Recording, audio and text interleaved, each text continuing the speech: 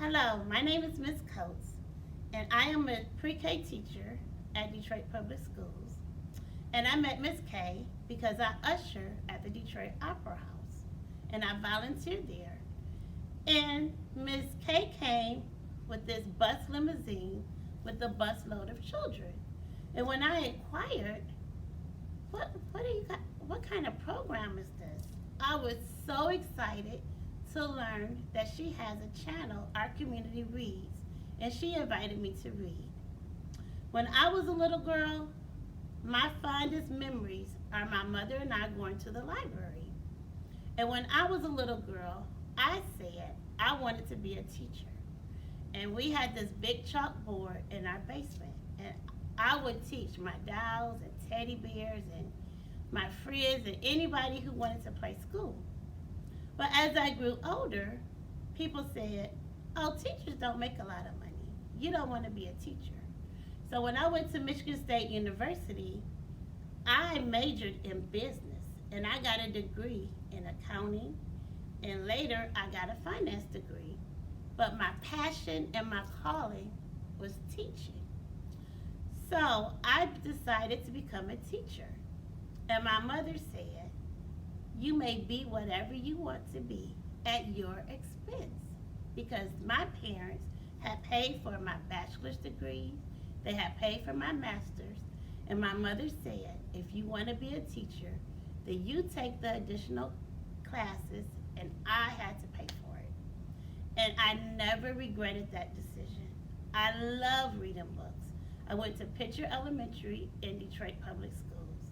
And so today, I am so excited to be here with Miss K and with all of you to read a few books. One of my favorite books to read to my children is Sam and the Tigers by Julius Lester, and is illustrated by Jerry Pinkney.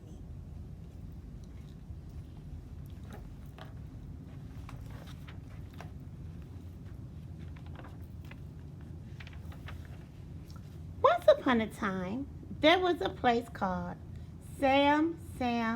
Samara, where the animals and the people lived and worked together like they didn't know they were supposed to. There was a little boy in Samaria named Sam.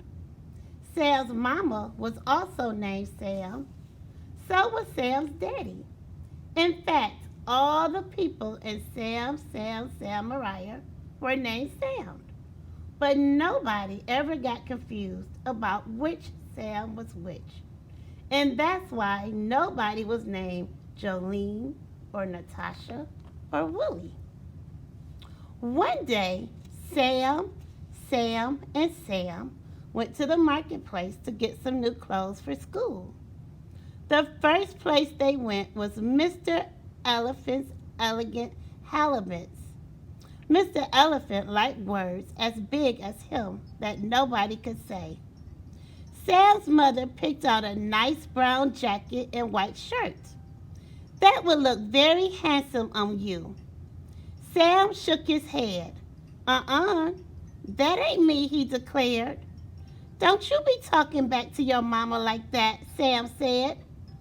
I'm a big boy now. I want to pick out my own clothes.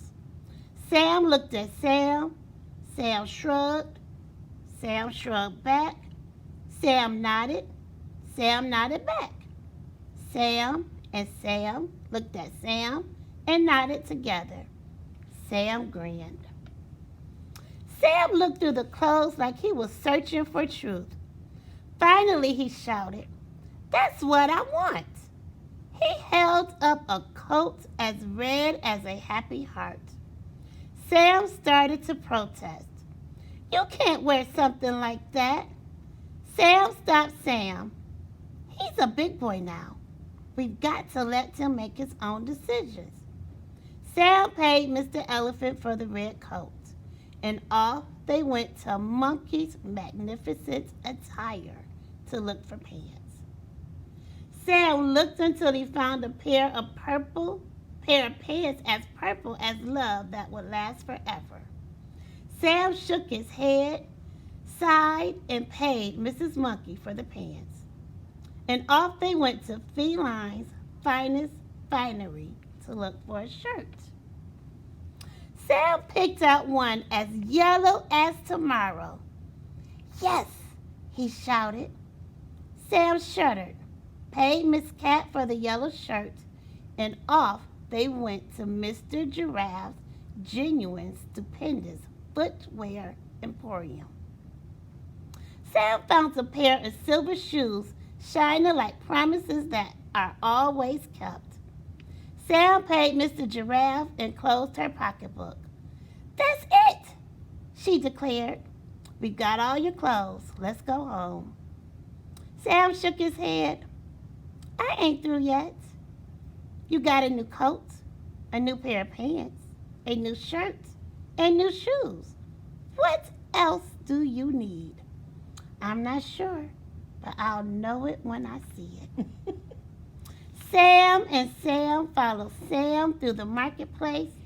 He looked and looked and looked until finally, yes, he pointed to an umbrella as green as a satisfied mind. Sam paid Brer Rabbit and they went home. The next morning was the first day of school. Sam put on his new clothes and looked at himself in the mirror. Ain't I fine? He declared. Sam went downstairs to breakfast, his new clothes shining brighter than Mr. Sun when he comes back from his winter vacation. Sam and Sam had to put on sunglasses to protect their eyes from all the colors Sam was wearing. You better be careful, Sam said. You might put Mr. Sun out of business. If I knew how to sit in the sky without a chair, I would. Sam and Sam kissed Sam goodbye, and he headed off for school. Sam had not gone very far before he saw a tiger coming toward him. The tiger stopped and looked at Sam. Sam stopped and looked at the tiger. Sam, I'm going to eat you up, said the tiger. Sam shook his head. I don't like that idea. Why don't you take my red coat instead? The tiger looked at the coat. Nice coat. It's a deal, Sam. Sam took off his coat and gave it to the tiger. The tiger put it on. Ain't I fine? Said the tiger. Yes, you are, agreed Sam. And the tiger went on his way, and Sam went on his. Before long, here come another tiger. The tiger stopped and looked at Sam, and Sam stopped and looked at the tiger. Sam, I'm going to eat you up. Sam shook his head. I don't like that idea. Why don't you take my pretty yellow shirt? The tiger looked at the shirt. Nice shirt, Sam. It's a deal. Sam took off his shirt and gave it to the tiger. The tiger put it on. Ain't I fine? He exclaimed. You are indeed, Sam agreed. And the tiger went on his way, and Sam went on his. Sam had an idea of what kind of day this was going to be. And when he saw the next tiger coming, he took off his shoes. Here you go, Sam said, holding out the shoes. Good deal for you, bad deal for me. I got 4 feet. You only got 2 shoes. Feet! Sam exclaimed. These are ear shoes. The tiger put them on. Ain't I fine? He declared. You are indeed, Sam agreed, and the tiger went on his way. Sam didn't see any point in moving, and sure enough, along came another tiger. Here, said Sam, offering the tiger his green umbrella. Tigers don't need umbrellas, he declared. I'm going to eat you, Sam. If you do, it'll send your cholesterol way up, Sam began. Don't you understand? You could be the first tiger smart enough to carry an umbrella. What would I carry it with? I need my feet for walking. Use your tail. Tiger wrapped his tail around the umbrella and held it over his head. Ain't I fine? He exclaimed. Indeed you are, agreed Sam, and the tiger went on his way. Sam went on hoping he wouldn't see another tiger. All he had left was his purple pants.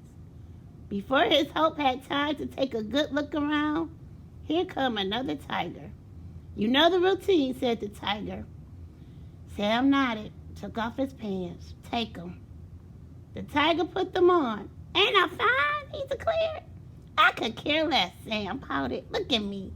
Sam stood there in his underwear. Bad day, Sam, Tiger said, and went on his way. Sam started crying. He cried, and he cried. Sam might still be crying if he hadn't heard a loud and very scary noise. Grrr. What was that? Grrr. It's the tigers. They don't like my clothes. They come back to eat me. Sam hid behind a big tree and peeped out. In a clearing, he saw the tiger strutting around in a circle. I'm the finest, growled the tiger in the red coat. No way, insect breath. I'm the finest, said the tiger in the yellow shirt. Declared the tiger with the silver shoes on his ears. I'm finer than you two losers. No way, proclaimed the tiger carrying the green umbrella in his tail. I'm the finest.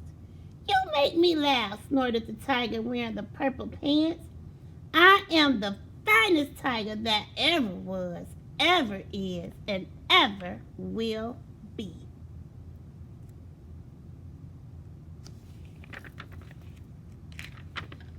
The tigers were so angry, they were ready to fight. Tiger took off his red coat. Tiger took off his yellow shirt. Tiger took off his purple pants. Tiger took off his silver shoes. Tiger let the green umbrella drop from the tail onto the ground. They snarled, they growled, they snapped at each other until suddenly they were rolling and wrestling and wrestling and rolling on the ground. They wrestled and rolled and snarled and snapped right up to the tree where Sam was hiding. Sam ran to the clearing and peered out from under the green umbrella to see what was going on. The tigers were running around the tree, each one holding the tail of another tiger in its jaws, each trying to catch the other. Hey, tigers, Sam called. Don't you want your clothes anymore? Grrr. The tigers ran faster. If you do, you better say something. If you don't, I'm going to take them. Grrr. The tigers ran faster and faster. Sam put on his yellow shirt and then his purple pants, his red coat, and finally his silvery, shiny shoes. Ain't I fine? He announced to the tiger, holding the green umbrella up like a victory flag. The tigers saw Sam wearing their clothes, and that made them very, very angry. But they couldn't let go of each other's tail. Instead, they ran faster and faster until all Sam could see was a blur. Faster and faster and faster the tigers ran until they melted into a pool of butter as golden as a dream come true. Sam hurried to school, and everybody agreed he was wearing more colors than Mr. Sun when he went to bed. That afternoon, Sam was going home, and he saw the pool of butter gleaming at the base of the tree. He ran home, got a jug, and filled it with butter. He gave it to his mother. Can we have pancakes for supper? He asked her. She made the batter, started frying it in the butter. The pancakes were striped orange and black, just like Tiger's. We're going to have more pancakes than we can eat, Sam said. Why don't you go and see if the neighbors want to join us for supper? A few minutes later, Sam came back with Miss Cat, Mr. Elephant, Br'er Rabbit, Mrs. Monkey, Mr. Giraffe, Br'er Fox, and Br'er Wolf. They were talking about the happenings in the community. Seems like 5 tigers had disappeared that morning, and nobody could find them. Sam smiled, but he didn't say a word. Everybody sat down to eat, exclaiming that these were the best pancakes made on the front side of the earth. Sam ate 27. Sam ate 55, but Sam ate 169. Wearing all them colors can really make a boy hungry. The end.